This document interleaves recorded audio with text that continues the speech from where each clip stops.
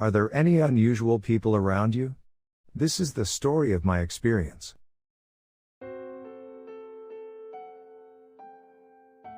Last Friday, one of my seniors at work, a guy named Mura, died. Of course, I didn't see the scene firsthand. But it seems that he died in his room with a ballpoint pen stuck in both of his ears. Mura's hands were tightly clasped around the pens. So the police didn't think it was a case, and immediately ruled it a suicide. The people at the company wondered about Mura's death, but I was not particularly surprised.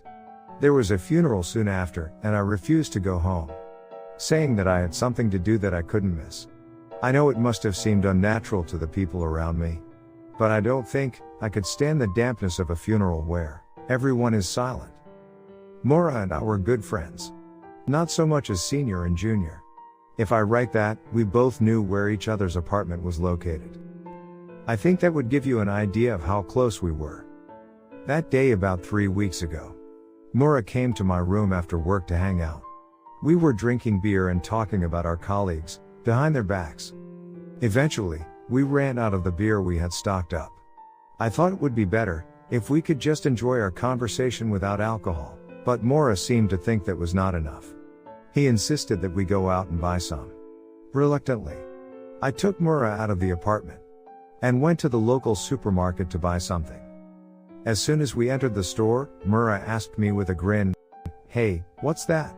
When I looked at her, I saw a woman with shaggy hair hanging down to her waist and picking out vegetables.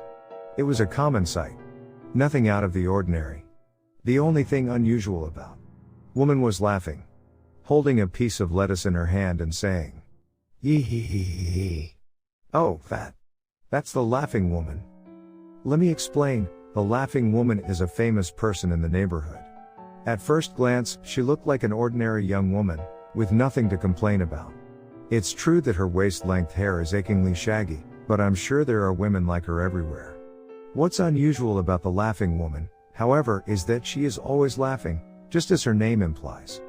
She has a unique laugh that sounds like air leaking from something, and yet it's a bit damp. That's why everyone calls her Laughing Woman. And the lady working the cash register calls her Mrs. Laughing. That's all she is.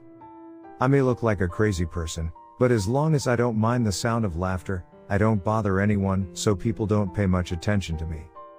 Even if they did, they would just think for a moment they saw something disgusting and pretend to ignore it. Now that I think about it, I think Mura was quite drunk at that time. He walked up to the laughing woman and said, "I'm going to make fun of you." I think I was drunk, too. After all, I didn't try to stop Mura. Hey you. What's so funny?" Mura called out to the laughing woman in a brusque tone. But the laughing woman did not answer. She just laughed and laughed. "Hey, answer me. Why are you having so much fun when the world is in such a recession?" That's what Mura said to me. I think he had been venting his frustration by talking behind my back with me, but the drunkenness made him turn his attention to others. As I thought, the laughing woman just laughed and said, "Yee hee hee hee hee," but didn't answer anything. After repeating this for a while, Mura said, "What's with this guy? He's boring." "Hey, let's go now," he said, and grumpily left the place. We stuffed our baskets with snacks and stuff, and then went to the shelves lined with alcohol. Mura immediately grabbed a can of beer, but I was starting to get tired of beer, so I decided to take my time choosing an alcohol. And then Mura let out a cry of, "Whoa!" I turned around to see what was going on, but Mura and the laughing woman were facing each other at close range. I could see spit flying from the woman's mouth onto Mura's face along with the usual ooh. It was only a moment before Mura thrust out his hands and pushed the laughing woman down. The laughing woman fell down dazed and flopped on her buttocks. But she still kept laughing and saying, "Yee hee hee hee hee." The shoppers and shopkeepers were looking at them from a distance. And I was starting to feel uncomfortable. So I chose a chai at random and quickly paid the bill with Mura. I thought about apologizing to the laughing woman. But I didn't know what was going on and it seemed strange for me to apologize. So I decided not to.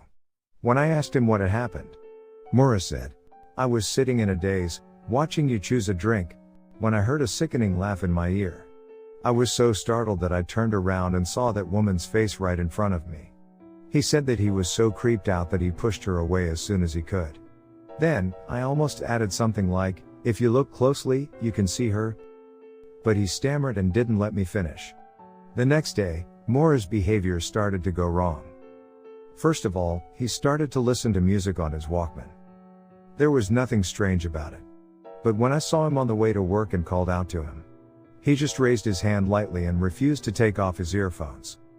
When I approached him, he seemed to be listening to the music at a very high volume, and the sound was leaking all over the place. I thought it was a little unpleasant, but I didn't say anything at that time. Then, he started listening to music even during his lunch break. When I tried to ask him out for lunch, Muro would hurriedly put on his earphones and go somewhere by himself. To top it all off, he didn't take them off until he was at work. When I thought this was strange, one of my seniors, who was even more senior than Mura, yelled at him. After that, he stopped listening to music at work, but started talking to himself instead. Instead, he started to talk to himself in a loud voice, saying things like "shut up" and "ah." He wouldn't stop even when the people around him warned him. To be honest, we were all a little creeped out. I couldn't stand to see it. So I decided to call Mora after I left work and have a talk with him. Mora was reluctant to talk to me at first, but he said he would talk to me if we were in a lively place. So I took him out to a diner. The restaurant was pretty crowded, and there were a lot of high school kids talking loudly. Then, when I said that "you've been acting strange lately," Mora said he knew what I was talking about and started talking by himself. It wasn't easy to get the point across, but here's a rough summary of what he said. After the incident at the supermarket, I suddenly started to hear a laughing woman's laughing voice saying, "Hia, hia, hia."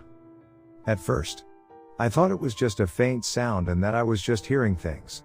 But it seemed to be coming from behind me. And the laughter was getting louder every day.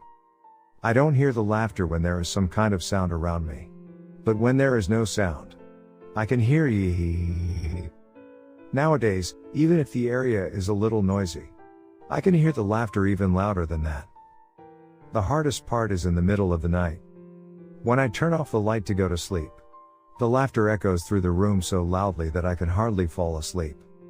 In summary, it was refreshing, but in reality, it took me a long time to grasp the content, because he would suddenly start shouting in the middle of his speech or repeat, that lady," in a voice that sounded like he was about to cry. It took me quite a while to grasp what he was saying. Eventually, he started saying things like, "That woman cursed me, and I think she's a ghost." What I thought first and foremost was that Mora was obsessed with a strange delusion.